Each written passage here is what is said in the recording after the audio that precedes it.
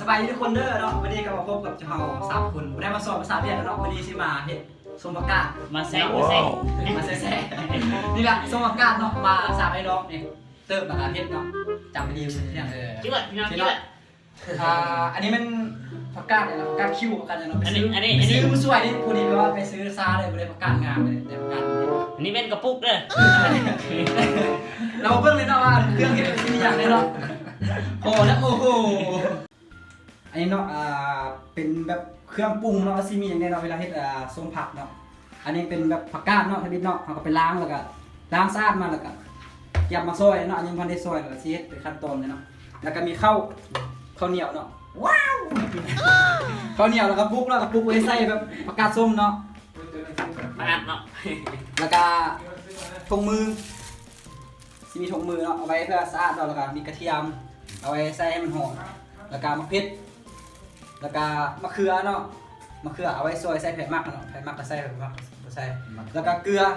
แล้วก็เป็นนัวอะไรเนาะแล้วก็3ไว้คั้นเลยเนาะนั่นแหละแล้วคลุกไว้ตำนั่นแหละคลุกกับไว้อื่นเนาะแต่เนาะเอาสิเริ่มแล้วพิษไม่เฮาอันนั้นก็เนาะเฮาอันน่ะซอยนะผักกาดก็เนาะเอามักซอยได้ก็ซอยเนาะเอาซอยเลยเฮ็ดกันเอานี่มานี่ซอยสิละวะเอามาเลยน้องมักซอยจะได้เอามาซอยเส้นนี้เลยก็เส้นนี้เลยครับเดี๋ยวพี่อัดให้เอามื้อนี้เนาะมื้อนี้ก็สิมาซอยผักกาดเนาะพี่น้องเนาะเจอได้พี่น้องเจอได้อยู่เฮือนครัวคือเก่าบ่ได้ไปใส่อยู่เฮือนครัวเลยบ่ได้ให้อยู่ไหนบ่ได้อยู่ให้อยู่ได้ไผมักซั่นใดซอยได้ก็ได้ใครกินเก่าไผมักสั้นเอาสั้นมักยาวกินยาวไผมักสั้นมักยาวก็เลือกเอาผักกาดเลยล่ะนั่นแหละบ่ได้ว่าหยังผักกาดซื่อน้องคิดเองก็ทางนี่ป้าน้องอันนี้มักยาวไปสั่นมักใหญ่เลยโอ้ใหญ่จังแซ่บอ่ะ Oh no ให้พิษซอยไปจับกองให้พิษนี่ล่ะพอละบ่ต้องซอยละมื้อนี้ให้เนาะวันนี้พอสิตัดไปใส่ตอนซอยแล้วเนาะเพื่อให้มันเสียเวลาเนาะไปวันนี้เอาซอยได้เป็นตามใจมากกันเนาะวันนี้เนาะก็ใช้ถุงมือเลยเอาถุงมือมาเลยเนาะใส่ถุงมือเกี่ยวคันเลยนี่ถุงมือเนาะนี่ถุงมือถุงยางก็ได้เล่นง่ายๆใส่เลยบ่แม่นถุงยางแนวอื่นเลยการใส่ถุงมือนี่ก็ยากแนวนึงพืช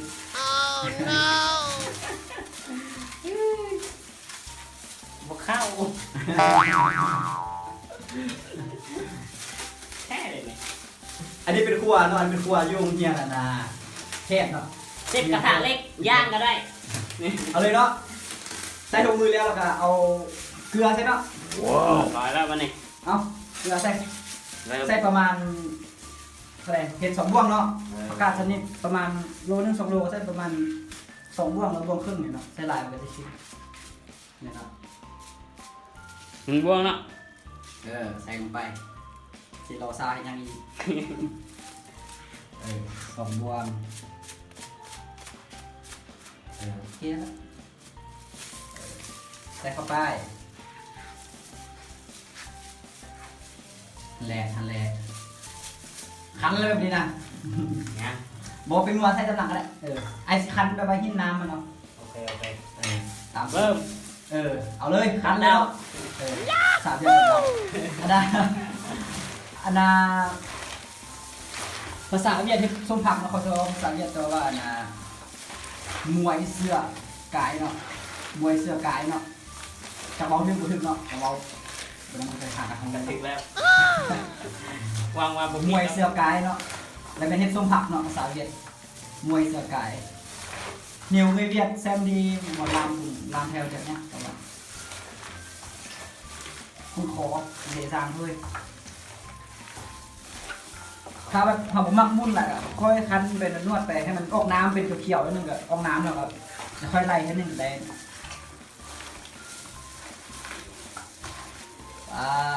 ผมก็ใส่ถุงมือบุกากินใช้มือดำไปแล้วตายเลยเท่แม่นว่ะว้าวอันนี้เป็นเซฟไปเลยนะเซฟปั้นเลย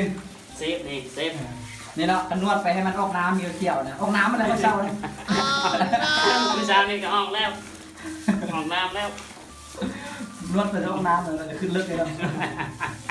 ไม่อยากเห็นเลย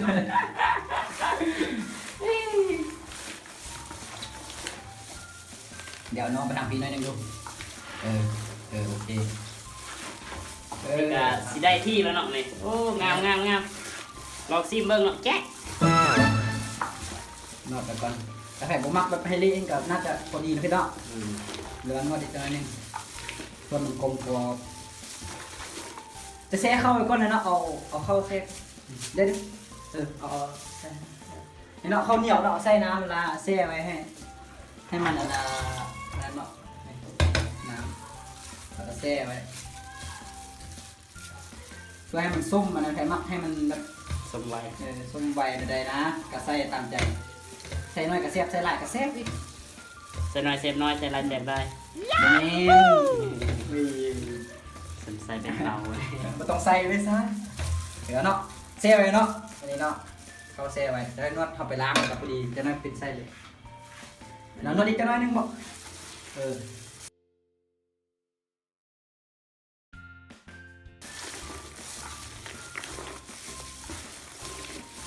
ไล่ก้นน้ำก่อนพี่ล้างมันเพราะว่าไอ้จะบเอาน้ำมันแล้วพอบุมักเอาน้ำไปนะเพราะมันจะคิวนะแบบจะคิวพักก้านนะจะไล่ก่อนถ้าใครที่บมักไล่กันเลยเนาะเต็มตามใจเลยแล้วค่อยมันจะไล่ก็ได้นิดนึง โอเคเลยการมันงาม อะไร แล้วมันสิเล็กเลย เอาถือว่าวันนี้จะไล่เนาะเพราะสำนี้ก็จะได้เนาะไล่ก้นน้ำนึงไล่น้อยนึงเอาใส่นั่นเลยเอาน้ำมาใส่เลยให้เนาะเงินครัวให้เนาะครัวเงินแพทย์ใส่ลูกเงินแพทย์จะเพิ่งไปจะลืมกดไลค์เด้อ คอยเป็นพิเศษเด้อ อย่างน้อยกดไลค์ให้คนดำๆทำเรื่อยๆนี่เด้ได้เนาะมันเนี่ยก็จะเอาไล่เอาน้ำมันเนาะจะบีบเอาน้ำมันจะบีบเอาน้ำมันออกบีบเอาน้ำมัน โตอาจจะน้อยนิดนึงแต่ถ้ามาครบแล้วติดใจแน่ ได้เท่นี่น้องชายเอาอันนั้นมา สามอ่ะ สร้างมาแล้วมันเนี่ยจะเอาแบบเอาตั้งแต่นะพักก้านเนาะแต่ว่าไหลคั้นน้ำมันออกเนาะคั้นเนาะนี่เนาะ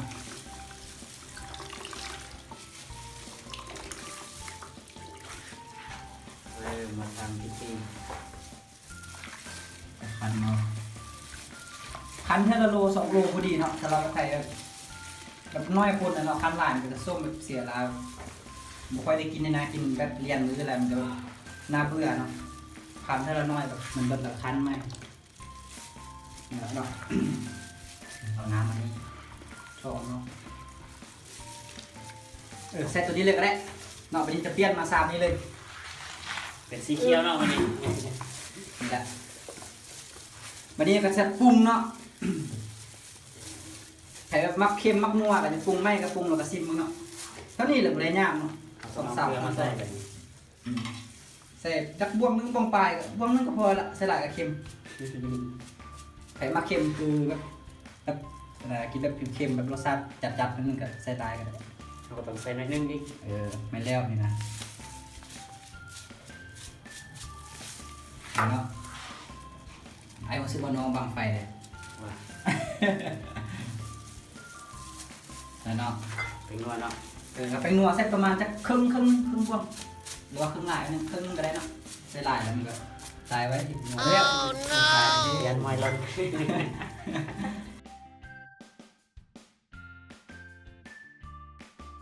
เอากระเทียมเนาะไปเนาะจะตำกระเทียมนิดนึงเนาะเอาคลุกนี่นะบนต้องตำเละขึ้นไปเลยเนาะเพราะว่าเราจะใส่แบบให้มันหอมเนาะใส่นี่มันหอมนี่เนาะมือจะสั้นๆพี่น้องพี่น้องตื่นเต้นไปอัดคลิปโดนแล้วเพราะว่าอากาศหนาวแห้งนี่เนาะตำ